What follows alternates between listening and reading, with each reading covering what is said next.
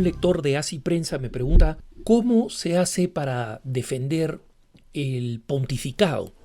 Y esta es una pregunta importante porque no me pregunta cómo defender específicamente al Papa Francisco, ¿no? Que también es un tema que valdría la pena abordar porque, como saben, muchas personas distorsionan lo que dice el Papa, muchas personas atacan al Papa y existe un cierto círculo que se ha dedicado casi como profesión a presentar al Papa Francisco como si fuera una anomalía en la iglesia, algo peligroso, incluso hasta el predecesor del fin de los tiempos, ¿no? Todas estas son locuras, pero como digo, la pregunta no era específicamente sobre cómo defendemos los católicos al Papa Francisco, sino cómo defendemos la institución del pontificado. Es decir, el hecho de que a lo largo de la historia la Iglesia Católica haya sido gobernada por papas y que estos papas en muchas ocasiones hayan sido auténtica vergüenza. Me cuenta una anécdota histórica que me suena un poco rara porque no recuerdo nunca este episodio en la historia de la iglesia. Y no es que yo sea un experto en historia de la iglesia, pero sí he leído, la he tenido que estudiar y la he leído. Y en la historia del pontificado no recuerdo este episodio, pero según él, uno de sus profesores o guías en un curso de Biblia explicó que un papa, no dice la fecha, ¿no? Y eso ya no es un buen signo, pero que un papa habría decidido crear una comisión de revisión de la Biblia, que era una comisión pésima y que él mismo presidía sin él saber, sin ser él una persona formada en el estudio de las Sagradas Escrituras, ¿no? Y que cuando iba a comenzar a hacer cambios de interpretación a la Sagrada Escritura, este papa se murió, ¿no? Y lo que el amigo que pregunta quiere implicar, o mejor dicho, concluye, es que Dios de alguna manera está cuidando a la iglesia y hay papas que cuando han querido cambiar de doctrina de alguna manera Dios lo ha protegido. Como digo, este episodio no lo conozco, pero sí puedo decir esto. Ningún papa ha ordenado cosas que vayan en contra de la doctrina de la iglesia.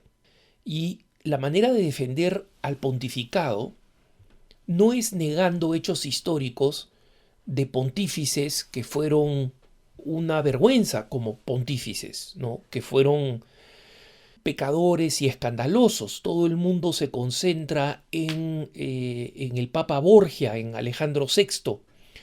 Pero Alejandro VI no fue el peor de los papas comparados con otros papas entre el siglo X y el siglo XI, ¿no? Que algunos historiadores llaman los años de plomo por lo gris y duro y corrupto del pontificado en ese periodo de tiempo. No todos los pontífices durante ese periodo de tiempo, pero varios de ellos. Y la historia es así, es absolutamente verdad. Sin embargo, ninguno de estos papas hizo nada que fuera en contra de la doctrina de la iglesia. Tomaron decisiones que hoy en día pueden ser vistas como anacrónicas o anticuadas, ¿no? Que hoy en día no tendrían mucho sentido. Fue un papa el que decidió dividir los territorios entre los reinos de España y de Portugal, ¿no? Para la colonia, a partir de donde era territorio que podían reclamar los portugueses y a partir de donde era el territorio que podían reclamar los españoles, ¿no? Este acuerdo básicamente es el que lleva a la forma como se realiza la colonización. Eso, un papa hoy en día no haría una decisión de esta naturaleza de carácter político. Pero fuera de esas decisiones que hoy en día no entendemos, pero que fueron propias de la época, porque así era la época, no es que así fuera el Papa, así eran los seres humanos, así era la humanidad en esa época, ¿no? Fuera de esto, es sorprendente cómo papas que incluso tuvieron una vida moral reprobable, censurable, sin embargo en la doctrina fueron impecables o no tocaron nunca temas fundamentales de doctrina. Un ejemplo de esto es el Papa Alejandro VI, del que les hablaba, el famoso Papa Borgia, ¿no? De la película Los Borgia, de la serie de televisión Los Borgia. Este Papa Alejandro VI, que efectivamente era un papa de vida moral repulsiva, sin embargo fue el papa que declaró ante los conquistadores españoles y portugueses que los habitantes de las Indias, es decir, de lo que hoy en día es América Latina y las Filipinas, tenían que ser evangelizados y no sometidos o esclavizados.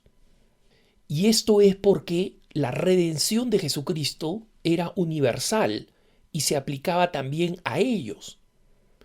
Muchos de los conquistadores ponían en duda de si es que este era un pueblo, al ser recién descubierto, entre comillas, por los conquistadores, si este era un pueblo que había sido redimido por Jesucristo. Y el Papa hizo una declaración doctrinal señalando que Jesucristo había muerto por todos los hombres. Estos hombres no tenían que ser conocidos o estos hombres no tenían que conocer el producto de la redención. Y por eso es que, a pesar de todos los abusos que se cometieron en contra de este principio y yendo en contra de lo que proclamaba el Papa, la proclamación del Papa fue decisiva para que nuestro continente fuera evangelizado y para que un verdadero ejército de misioneros franciscanos, mercedarios, dominicos, jesuitas, etcétera, poblaran el continente, incluso algunos dando su vida como mártires o viviendo vidas ejemplares de ascetismo y de sacrificio, evangelizaran a todos los hombres y mujeres de la Tierra Nueva. Esa es una decisión que le debemos a alguien como Alejandro VI, ¿no? Entonces, para nosotros los católicos, el pontificado no lo defendemos porque sea una institución prístina. Hay que hacerle entender a nuestros hermanos que critican a la iglesia de hipócrita porque proclama determinados valores y muchas veces sus mismos líderes no los viven, que eso no es hipocresía. Hipocresía es decir algo en lo que uno no está convencido. La iglesia enseña cosas de las que está convencida, pero es incoherente. Los hombres somos incoherentes. No logramos vivir a la altura de los ideales que deberíamos vivir. Eso no significa que lo que proclamamos sea falso. Significa que lo que proclamamos no es fácil de vivir y que nosotros no estamos a la altura de lo que proclamamos. Pero porque lo que proclamamos es verdadero, lo seguimos proclamando a pesar de nuestra debilidad, de nuestro pecado y de nuestra incoherencia. Y esto se aplica al papado. Han habido grandes papas santos y mártires. Han habido papas de vida ejemplares y heroicas. Especialmente en el último siglo hemos tenido una sucesión de grandes papas. Estamos viviendo una época de auténtico esplendor del pontificado.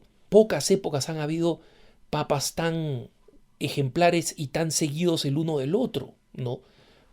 Comenzando por el pontificado de León XIII en el siglo XIX, a finales del siglo XIX, el pontificado de Pío IX, que ha sido beatificado.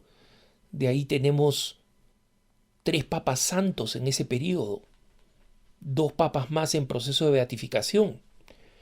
Es un periodo increíble de luminosidad del pontificado.